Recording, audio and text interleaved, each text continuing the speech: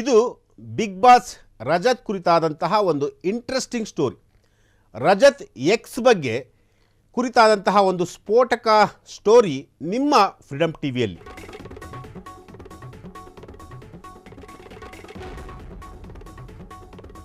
S, ಇದು ರಜತ್ ಕುರಿತಾದಂತಹ ಒಂದು ಸ್ಫೋಟಕ ಸ್ಟೋರಿ ನಿಮ್ಮ ಫ್ರೀಡಮ್ ಟಿವಿಯಲ್ಲಿ. ರಜತ್ ಎಕ್ಸ್ ಗರ್ಲ್ ಫ್ರೆಂಡ್ ಬಗ್ಗೆ ಮೊನ್ನೆ ಅಷ್ಟೇ ಸುದ್ದಿಯಾಗಿತ್ತು. ಈ ಸುದ್ದಿ ಸೋಷಿಯಲ್ ಮೀಡಿಯಾದಲ್ಲಿ ಸಿಕ್ಕಾಪಟ್ಟೆ ವೈರಲ್ ಆಗಿತ್ತು. ರಜತ್ ಪತ್ನಿ ಅಕ್ಷತಾ ಈ ಸುದ್ದಿ ಬಂದ ತಕ್ಷಣ ದೂರು ಕೂಡ ಕೊಟ್ಟಿದ್ರು.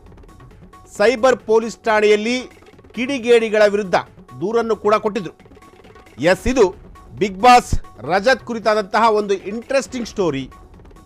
ರಜತ್ ಎಕ್ಸ್ ಬಗ್ಗೆ ಕುರಿತಾದಂತಹ ಒಂದು ಸ್ಫೋಟಕ ಸ್ಟೋರಿ ನಿಮ್ಮ ಫ್ರೀಡಮ್ ಟಿವಿಯಲ್ಲಿ. ರಜತ್ ಎಕ್ಸ್ ಗರ್ಲ್ ಫ್ರೆಂಡ್ ಬಗ್ಗೆ ಮೊನ್ನೆ ಅಷ್ಟೇ ಸುದ್ದಿಯಾಗಿತ್ತು.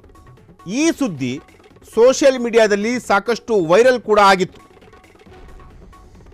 ರಜತ್ ಪತ್ನಿ ಈ ಸುದ್ದಿ ನೋಡಿದ ತಕ್ಷಣ ಸೈಬರ್ ಪೊಲೀಸ್ ಠಾಣೆಯಲ್ಲಿ ಹೋಗಿ ದೂರನ್ನು ಕೂಡ ಕೊಟ್ಟಿದ್ರು. ಕೆಲವು ಕಿಡಿಗೇಡಿಗಳ ವಿರುದ್ಧ ದೂರನ್ನು ಕೂಡ ಕೊಟ್ಟಿದ್ರು. ಅಂದರೆ ತನ್ನ ಗಂಡನ ವಿರುದ್ಧ ಅಪಪ್ರಚಾರವನ್ನು ಮಾಡ್ತಾ ಇದ್ದಾರೆ ಹೀಗಂತ ಹೇಳಿ ಅಕ್ಷಿತಾ ಅವರು ಸೈಬರ್ ಪೊಲೀಸ್ ಠಾಣೆಗೆ ಹೋಗಿ ದೂರನ್ನು ಕೂಡ ಕೊಟ್ಟಿದ್ರು.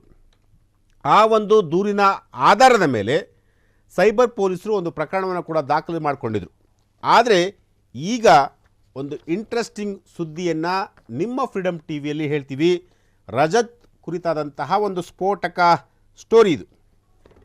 ಎಸ್, ಬಿಗ್ ಬಾಸ್ನಿಂದ ಹೊರಬಂದ ರಜತ್ ಹಿಂಗ್ಯಾಕೆ ಹೇಳಿದ್ರು?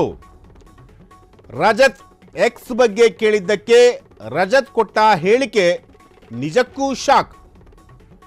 ರಜತ್ಗೆ ಒಬ್ಬರಲ್ಲ ಎಕ್ಸ್ ಇರೋದು 100 ಜನ ಅಂತೆ.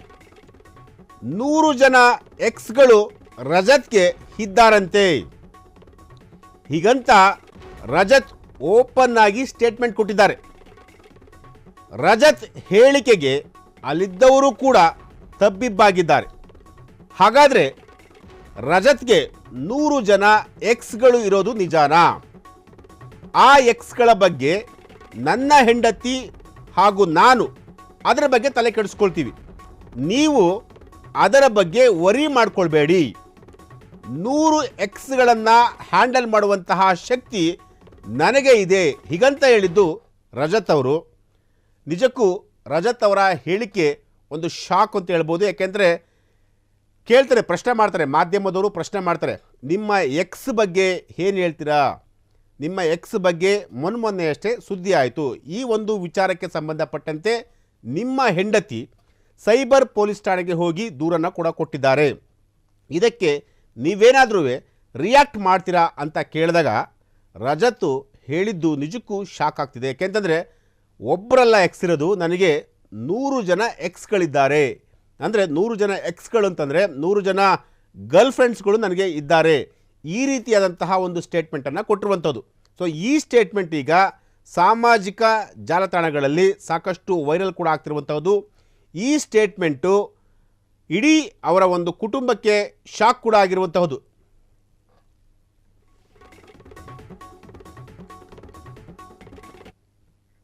ನನಗೆ 108ಗೆ ಎಕ್ಸೋರೆ ಯಾರು ಅಂತ ಗೊತ್ತಾಗ್ತಾ ಇಲ್ಲ. ಸಿಕ್ಕಾಪಟ್ಟೆ ವೈರಲ್ ಆಗಿತ್ತು. ಅಕ್ಷಿತಾ ಅವರು ನಿಮ್ಮ ಮಿಸಸ್ FIR ಕೂಡ ಮಾಡಿದ್ರು. ಸೊ ಅದು ಮತ್ತೆ FIR ರಿನಿವಲ್ ಸಹ ಆಗಿತ್ತು. ಐ ಥಿಂಕ್ ಜಾನ್ 16th ಅಂತ ಅನ್ಸುತ್ತೆ. ಸೊ ಏನ್ ಹೇಳ್ತೀರಾ ಇದ್ರ ಬಗ್ಗೆ? ಅವರಂತೂ ಕ್ಲಾರಿಫಿಕೇಶನ್ ಕೊಟ್ಟಿಲ್ಲ ನಿಮ್ಮ ಮಿಸಸ್. ನೀವು ಬಂದ ಮೇಲೆ ಕ್ಲಾರಿಫಿಕೇಶನ್ ಕೊಡ್ತೀನಿ ಅಂತ ಅಂದ್ರು. ನಾವು ಕೇಳಿದಾಗ ನೀವೇನ್ ಹೇಳ್ತೀರಾ ಸರ್? ನನ್ನ ಎಕ್ಸು, ನನ್ನ ಲೈಫ್, ನನ್ನ ಜೀವನ. ಬಟ್ ಅದು FIR ಆಗಿ ಸಿಕ್ಕಾಪಟ್ಟೆ ವೈರಲ್ ಆಗಿತ್ತು ಸೋಷಿಯಲ್ ಮೀಡಿಯಾಕ್ಕೆ. ಅದಕ್ಕೋಸ್ಕರ ನಿಮ್ಗೆ ಕೇಳ್ತಿದ್ವಿ ಆಸ್ ಎ ನೀವು ಸೆಲೆಬ್ರಿಟಿ ಅಂತ ಹೇಳಿ. ಆಗ್ಲಿ, ತೊಂದರೆ ಇಲ್ಲ. ನನ್ನ ಪರ್ಸನಲ್ ಲೈಫ್ ಅದು. ನನ್ನ ಎಕ್ಸು, ನನ್ನ ಲೈಫು, ನನ್ನ ಹೆಂಡತಿ, ನಾನು ನೋಡ್ಕೊತೀನಿ. Thank you. ನನಗೆ 108ಗೆ ಎಕ್ಸೋರೆ ಯಾರು ಅಂತ ಗೊತ್ತಾಗ್ತಾ ಇಲ್ಲ. ಸಿಕ್ಕಾಪಟ್ಟೆ ವೈರಲ್ ಆಗಿತ್ತು. ಅಕ್ಷಿತಾ ಅವರು ನಿಮ್ಮ ಮಿಸಸ್ FIR ಕೂಡ ಮಾಡಿದ್ರು. ಸೊ ಅದು ಮತ್ತೆ FIR ರಿನಿವಲ್ ಸಹ ಆಗಿತ್ತು. ಐ ಥಿಂಕ್ ಜಾನ್ 16th ಅಂತ ಅನ್ಸುತ್ತೆ. ಸೊ ಏನ್ ಹೇಳ್ತೀರಾ ಇದ್ರ ಬಗ್ಗೆ? ಅವರಂತೂ ಕ್ಲಾರಿಫಿಕೇಶನ್ ಕೊಟ್ಟಿಲ್ಲ ನಿಮ್ಮ ಮಿಸಸ್. ನೀವು ಬಂದ ಮೇಲೆ ಕ್ಲಾರಿಫಿಕೇಶನ್ ಕೊಡ್ತೀನಿ ಅಂತ ಅಂದ್ರು. ನಾವು ಕೇಳಿದಾಗ ನೀವೇನ್ ಹೇಳ್ತೀರಾ ಸರ್? ನನ್ನ ಎಕ್ಸು, ನನ್ನ ಲೈಫು ನನ್ನ ಜೀವನ ನಾನು ಬಟ್ ಅದು FIR ಆಗಿ ಸಿಕ್ಕಾಬಟ್ಟೆ ವೈರಲ್ ಆಗಿತ್ತು ಸೋಷಿಯಲ್ ಮೀಡಿಯಾಕ್ಕೆ, ಅದಕ್ಕೋಸ್ಕರ ನಿಮ್ಗೆ ಕೇಳ್ತಿದೀವಿ ಆಸ್ ಎ ನೀವು ಸೆಲೆಬ್ರಿಟಿ ಅಂತ ಹೇಳಿ. ಆಗ್ಲಿ, ತೊಂದರೆ ಇಲ್ಲ, ನನ್ನ ಪರ್ಸನಲ್ ಲೈಫ್ ಅದು. ರಜತ್ ಡಿ ಬಾಸ್ ಅಭಿಮಾನಿ. ಡಿ ಬಾಸ್ ಕೂಡ ಇದೇ ರೀತಿಯಾಗಿ ಒಂದು ಸ್ಟೇಟ್ಮೆಂಟ್ ಅನ್ನ ಕೂಡ ಕೊಟ್ಟಿದ್ರು. ದರ್ಶನ್ಗೆ ಆಕ್ಸಿಡೆಂಟ್ ಆದಾಗ ನಿಮ್ಮ ಜೊತೆ ಎಷ್ಟು ಜನ ಹುಡುಗಿಯರಿದ್ರು ಹೀಗಂತ ಮಾಧ್ಯಮದವರು ಪ್ರಶ್ನೆಯನ್ನು ಕೂಡ ಕೇಳ್ತಾರೆ. ಅದಕ್ಕೆ ದರ್ಶನ್ ಕೂಡ ರಜತ್ ಅವರು ಯಾವ ರೀತಿಯಾಗಿ ಆನ್ಸರನ್ನು ಕೊಟ್ಟಿದ್ರು ಅದೇ ರೀತಿಯಾಗಿ ಸೇಮ್ ಟು ಸೇಮ್, ಹೌದು ನನ್ನ ಜೊತೆ ಒಬ್ರಲ್ಲ ಇಬ್ರಲ್ಲ 4 ಜನ ಹುಡುಗಿರಿದ್ರು, ಅವರೆಲ್ಲರೂ ಕೂಡ ನನ್ನ ತೊಡೆ ಮೇಲೆ ಕೂರಿಸ್ಕೊಂಡಿದ್ದೆ ಅಂತ ಹೇಳಿ ದರ್ಶನ್ ಅವರು ಕೂಡ ಮೈಸೂರಲ್ಲಿ ಈ ಒಂದು ಸ್ಟೇಟ್ಮೆಂಟನ್ನು ಕೊಟ್ಟಿದ್ರು. ಅಂದರೆ ದರ್ಶನ್ ಕೂಡ ಅಂದರೆ ರಜತ್ ಕೂಡ ದರ್ಶನ್ ಅವರ ಅಭಿಮಾನಿ, ಡಿ ಬಾಸ್ ಅವರ ಅಭಿಮಾನಿ. ದರ್ಶನ್ ಮೈಂಡ್ಸೆಟ್ಟು ಕೂಡ ಹಾಗೆ, ರಜತ್ ಮೈಂಡ್ಸೆಟ್ಟು ಕೂಡ ಹಾಗೆ. ರಜತ್ ಹೇಳಿದ್ದು ಒಂದಲ್ಲ ಎರಡಲ್ಲ 108 ಜನ ಎಕ್ಸ್ ಗರ್ಲ್ ಫ್ರೆಂಡ್ಸ್ಗಳಿದ್ದಾರೆ. ಅದ್ರ ಬಗ್ಗೆ ನಾನು ಮತ್ತು ನನ್ನ ವೈಫು ಅವರಿಬ್ಬರೂ ಕೂಡ ತಲೆ ಕೆಡಿಸ್ಕೊಳ್ಬೇಕು, ನೀವ್ಯಾಕೆ ಅದ್ರ ಬಗ್ಗೆ ತಲೆ ಕೆಡಿಸ್ಕೊಳ್ತೀರಾ ಅಂತ ಹೇಳಿ ತುಂಬ ಖಾರವಾಗಿ ಉತ್ತರವನ್ನು ಕೊಟ್ಟಿದ್ರು. ಯಾಕೆ ದರ್ಶನ್ ಅವರ ಹೆಸರನ್ನು ನಾವಿಲ್ಲಿ ಪ್ರಸ್ತಾಪ ಮಾಡ್ತೀವಿ ಅಂತಂದರೆ, ಡಿ ಬಾಸ್ ದರ್ಶನ್ ಅವರ ಅಭಿಮಾನಿ. ಈ ರಜತ್ ಕೂಡ ಸೇಮ್ ದರ್ಶನ್ ಅವರಂತಲೇ ಆನ್ಸರ್ ಮಾಡಿರುವಂಥದ್ದು. ದರ್ಶನ್ ಅವರಿಗೆ ಆಕ್ಸಿಡೆಂಟ್ ಆದಂತಹ ಸಂದರ್ಭದಲ್ಲಿ ಮಾಧ್ಯಮದವರು ಪ್ರಶ್ನೆನ ಮಾಡ್ತಾರೆ, ಸರ್ ನಿಮ್ಮ ಪಕ್ಕ ಹುಡುಗಿರಿದ್ರಂತೆ ಸರ್, 1-2-3 ಹುಡುಗಿರಿದ್ರಂತೆ ಅಂತ ಕೇಳಿದಂತಹ ಸಂದರ್ಭದಲ್ಲಿ ದರ್ಶನ್ ಏನು ಹೇಳ್ತಾರೆ ಗೊತ್ತಾ, ಒಬ್ರಲ್ಲ ಇಬ್ರಲ್ಲ ಸ್ವಾಮಿ 4 ಜನ ಹುಡುಗಿರಿದ್ರು, ಆ 4 ಜನ ಹುಡುಗಿರು ಕೂಡ ನನ್ನ ತೊಡೆ ಮೇಲೆ ಕೂತ್ಕೊಂಡಿದ್ರು ಹೀಗಂತ ದರ್ಶನ್ ಅವರು ಅವತ್ತು ಹೇಳಿದರು.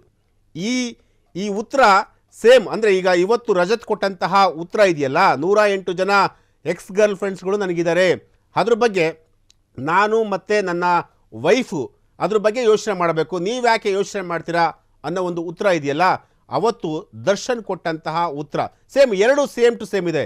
ಯಾಕೆಂತಂದರೆ ಇಲ್ಲಿ ಸೆಲೆಬ್ರಿಟಿಗಳು ಆಗಿರುವಂತಹ ವ್ಯಕ್ತಿಗಳು ತಾವು ಕೊಡುವಂತಹ ಸ್ಟೇಟ್ಮೆಂಟ್ ಇದೆಯಲ್ಲ ಅದು ಬಹಳ ಮುಖ್ಯ ಆಗುತ್ತೆ.